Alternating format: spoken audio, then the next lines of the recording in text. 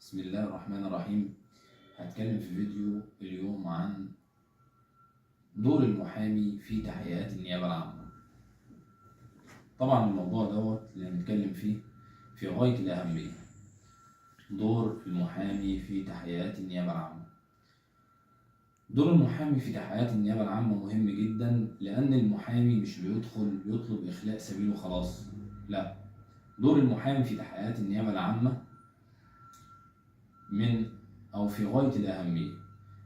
بيدخل المحامي بيطلع طبعا على التحقيق، بيطلب من وكيل النيابة إن هو يطلع على التحقيق. طيب، ولو في ملحوظة لو في ملحوظة لاحظها المحامي، بيطلب من وكيل النيابة إثباتها. يبقى أنت هنا دورك كمحامي في تحقيق النيابة العامة من الأهمية بمكان. يبقى أنت هنا بتطلع، بتدخل تحضر التحقيق، بتطلب من وكيل النيابة طبعا تطلع على التحقيق. لو في ملحوظة بتطلب، لو لاحظت حاجة، أي ملحوظة بتلاحظها بتطلب من وكيل النيابة إن هو يثبت الملحوظة دي. يبقى إذا دور المحامي هنا مش إنه يدخل تحقيقات النيابة بيطلب إخلاء سبيل المتهم كده وخلاص، لا. ده دور المحامي مهم جدا في تحقيقات النيابة العامة. بيكون جالس في التحقيق، بمستمع لكل كلمة في التحقيق، واخد باله جدا من الكلام، بيفكر طبعا، او الكلام اللي بيسمعه في التحقيق على قد ما يقدر يحاول يدونه في ورقة، او يثبت بعض الملحوظات في اجندة معاه، لان ده طبعا ممكن يخدمه في القضية قدام. يبقى تركيز المحامي في تحقيقات النيابة العامة مهم جدا. اي حاجة ممكن يلاحظها ممكن تخدمه في القضية قدام.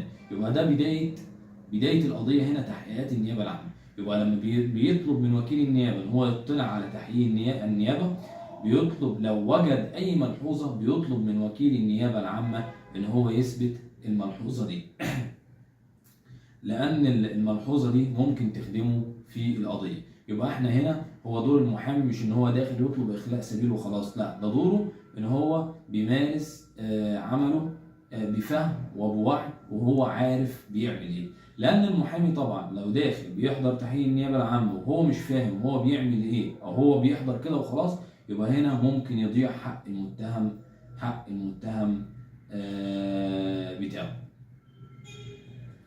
يبقى اذا تحقيق النيابه العامه في او من الاهميه بمكان حضوره، او دور المحامي حضوره في تحقيق النيابه العامه مهم جدا زي ما احنا قلنا، لانه هو ممكن يطلع لما بيطلب من وكيل النيابه يطلع على تحقيق النيابه العامه، لو وجد في التحقيق اي ملحوظه او بعض الملاحظات بيطلب من وكيل النيابه ان هو يثبت الملحوظه دي. وطبعا اي ملحوظه بيلاحظها او حضوره لتحقيق النيابه بيخدمه في القضيه قدام، لانه هو بيبقى ملم بتحقيق النيابه وعارف ايه اللي تم في تحقيق النيابه العامه. لان المحامي زي ما احنا قلنا لو داخل التحقيق يطلب اخلاء سبيل المتهم وخلاص، لا. دور المحامي مش ان هو يدخل يطلب اخلاء سبيل المتهم وخلاص، لان المحامي لو مش فاهم هو دوره في التحقيق ايه، اذا هيضيع حق المتهم بتاعه. ودي كان موضوع او بعض الكلمتين كده مهمين جدا عن تحقيق النيابه العامه من الاهميه بمكان. يبقى دور المحامي ان هو داخل تحقيق النيابه العامه فاهم هو بيعمل ايه،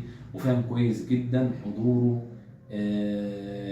كحضور مهم جدا في تحقيق النيابه العامه. شكرا، تحياتي لحضراتكم وشكرا.